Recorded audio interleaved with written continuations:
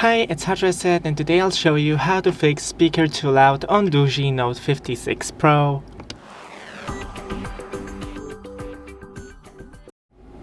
First, open the settings and then find the sound and vibration. Make sure the non-hear sound are muted. Then scroll from the top and disable Bluetooth because maybe you are connected to a headphones or a Bluetooth speaker, something like that.